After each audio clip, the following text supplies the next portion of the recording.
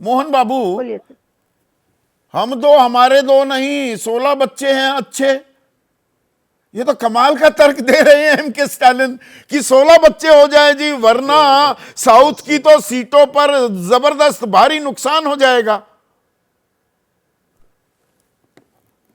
संदीप जी, एक तो बड़े दिनों बाद आपके शो पे आया हूँ। बड़ा मुश्किल है आपके शो पे आना, क्योंकि हम जो आंकड़े लेके आपके शो पे आते हैं, आप शुरुआत के 10 मिनट में सारे के सारे दोहरा लेते हैं, तो हमारे पास कुछ बचता ही नहीं है।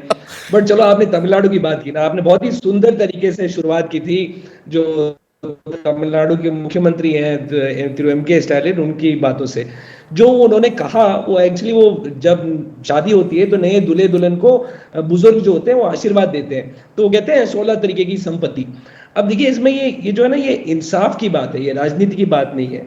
वैसे भी 15 फाइनेंस कमीशन के आने के बाद तमिलनाडु को हर एक रुपए जो तमिलनाडु भेजता है केंद्र को, उसमें से सिर्फ 29 पैसे तमिलनाडु को मिलते हैं। उत्तर प्रदेश को लगभग 3 रुपए मिल जाते हैं और बिहार को 7 रुपए मिलते हैं।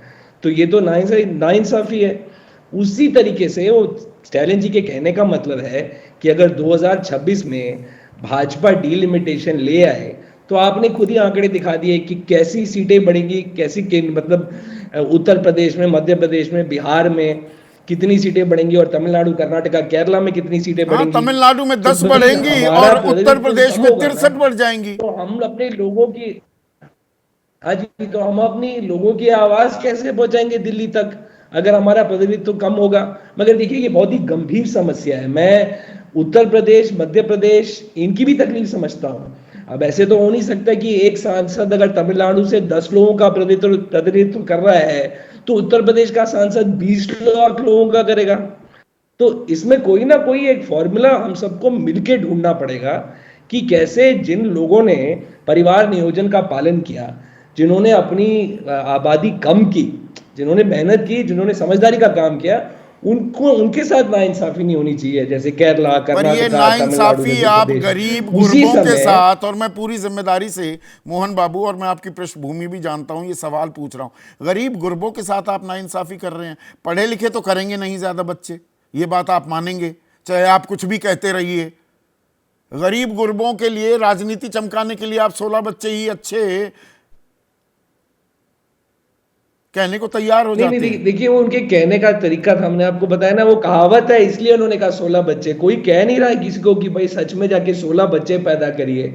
वो जैसे वो आशीर्वाद देते हैं, वो कहते हैं कि बुजुर्गों को आशीर्वाद देना चाहिए कि ज्यादा बच्चा पैदा करें, क्योंकि वो